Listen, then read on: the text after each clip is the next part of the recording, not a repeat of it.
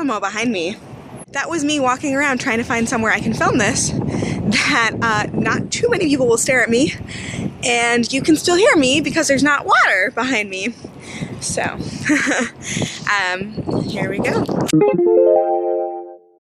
We're going to talk about my top 5 underrated books. So number 5 is going to be Where Futures End by Parker Peavyhouse. I feel like Where Futures End is one of the most ambitious debuts that I read in 2016. It was trying to do the most things. In summary, it's a sci-fi book that is basically 5 novellas that are all interconnected.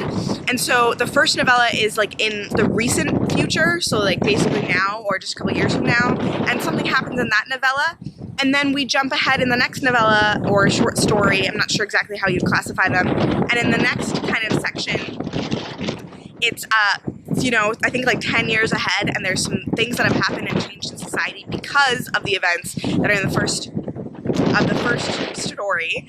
So that story and then the events of that story affect what happens in the next one and the next one, and it goes from being like near future, 10 years, to 20, to like 50, to like 100, and so the time in between jumps. And what I thought was most amazing about this book is that all of the jumps in technology and in culture and in other things that occur, they make sense. They are things that I feel like could reasonably have led from the previous story and the previous events and the previous place the culture and technology was at. So I really love that about this book. I would highly recommend this book, and just for a study on how to write short stories, I think would be great, because each short story is completely contained but then also leads to the next. It was really amazing. So that is Where Futures End by Parker Peavyhouse. Number 4 is Lovely, Dark, and Deep by Amy McNamara. So this is a very quiet YA book that was recommended to me by my sister Renee.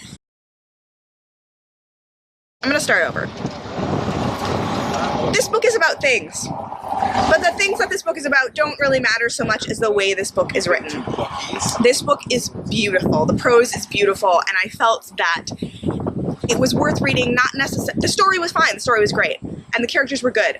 But what made this book worth reading and what made this my underrated book, number 4 on my underrated books list, is how beautiful the writing is and how the author just conveys things in a way that is like, it's not overly flowery, but it's also not too spare. It's just the right economy of words to convey a feeling and a story, and I really like it a lot, and I would highly recommend it. Book number 3 that I'm going to talk about is a book from my childhood.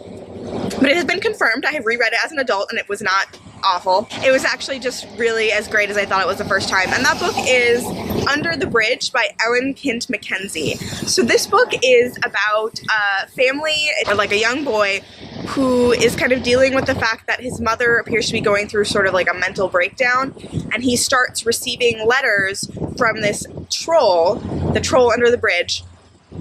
And the letters from that troll are talking kind of about how to, you know, this troll war, or these other things that are going on. The book is set during World War II, I believe, but before the United States entered the war. It's one of those middle grade gems that is just absolutely worth reading, and worth reading at any point in your life. And so Under the Bridge by Ellen Kint Mackenzie, look it up, it's great. Book number 2 is the Every Trilogy by Ellie Marnie. This is an Australian trilogy that is kind of vaguely Sherlockian. It has teenagers who end up getting caught up in a murder mystery, and it's... I feel like that is the summary of a lot of books, and it's always like, this is stupid, this would not actually happen, teenagers would actually not do this. The thing that Ellie Marnie does so great is like she writes it in a way that I totally believe that these teenagers would be doing this. I enjoyed this trilogy for a lot of reasons. The main characters are really great. They are well fleshed out, they feel very real, the way they interact and bicker with each other is just spot on, and something that I really enjoyed reading. I have mentioned to you guys, I think in my review of Stalking Jack the Ripper, that I'm just a sucker for these kind of sparring type partnerships, and this one has a great one. And then I really love that as the series continues, Ellie Marnie puts in real consequences for some of the things that occur. Then my number one most underrated duology that I love, that nobody talks about, and why does nobody talk about this, is also from Down Under. It's not from Australia, it's from New Zealand, and it is Elizabeth Knox's Dream Hunter duet. This is a book that came out in the early aughts and has like this amazing kind of alternate Victorian New Zealand in which there is this place that's literally called The Place, where you can, some people can access it but not everyone can, and the people who can access it can go in and they can capture these dreams and then they perform them on like a public stage. And because some of the people who are best at capturing these are actually women, it changes kind of the role they would have in society to be a little different than it might necessarily be. So the book opens, the first book opens, and it's two cousins who are related to some of the most famous dream hunters, and you cannot test, you're not allowed legally to test whether or not you can enter the place until you're like 16 or something. So it's their 16th year and they're going to officially test whether or not they can enter the place, and they find out that one of them can and one of them cannot. And it goes on from there. I love this because it's so original. It's not like anything else I've read before. I think I don't want to get into too much spoileriness, but there ends up being sort of a sinister purpose to these dreams, that some people use them for the government and not just for entertainment, and in a sinister way. And I feel like in some ways that could echo some of the things that are going on in our world today.